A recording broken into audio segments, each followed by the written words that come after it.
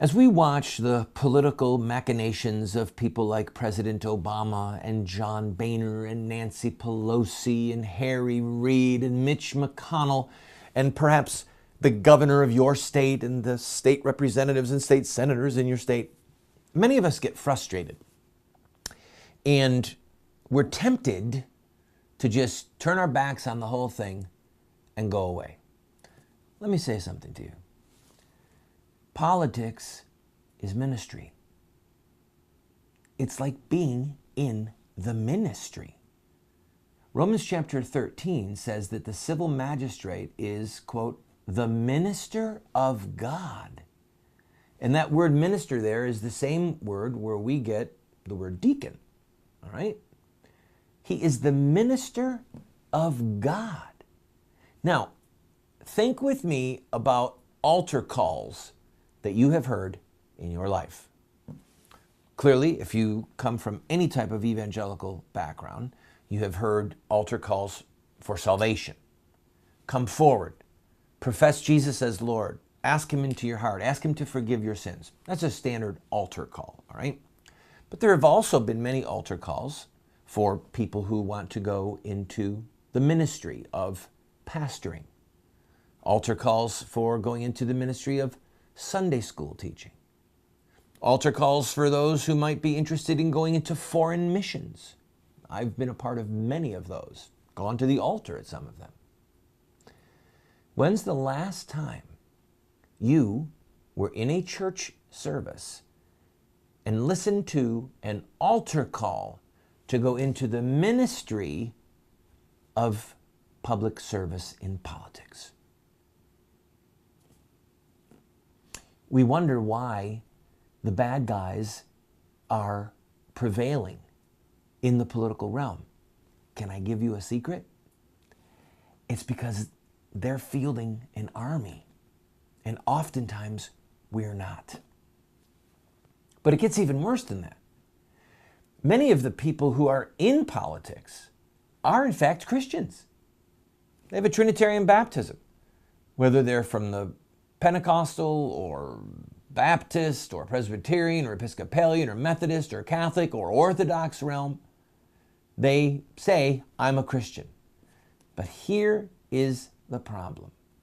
They have divorced their political views and their political policies from Christian ethics and Christian law.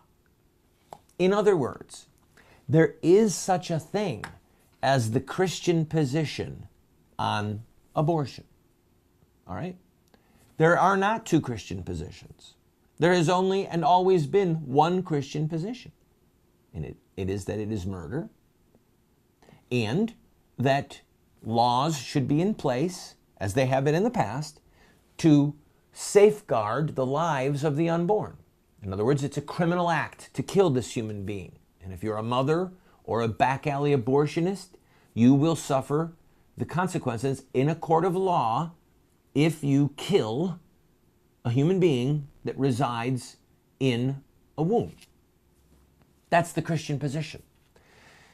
That's kind of an easy one. Even though there are people like Obama who say he's a Christian and yet support the murder of babies, it's pretty easy to show and to prove throughout hundreds of years that this is the Christian position. It's the only Christian position.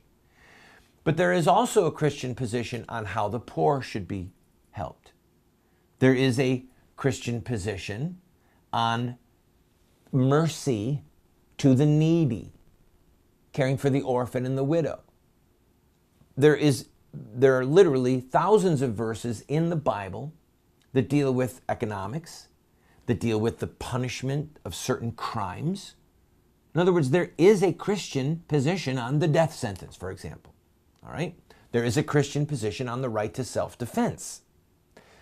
The problem we're facing is that most people don't study their Bible in the light of public policy and don't study Christian history and hundreds of years of Christian theology looking for public policy. It's theology that has to do with salvation, soteriology, Christology, but not public policy. And so here is my challenge to you. Go to our website.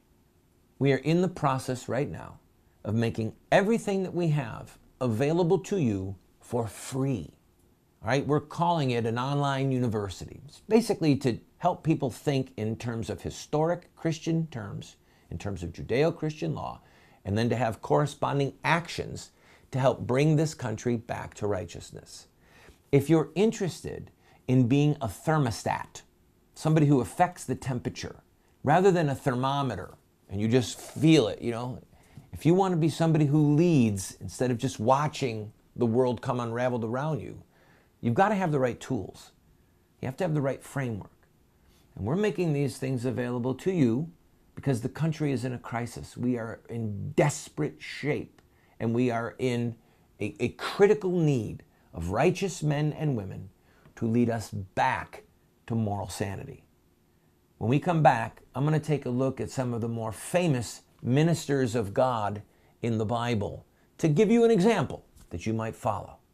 This is the voice of resistance.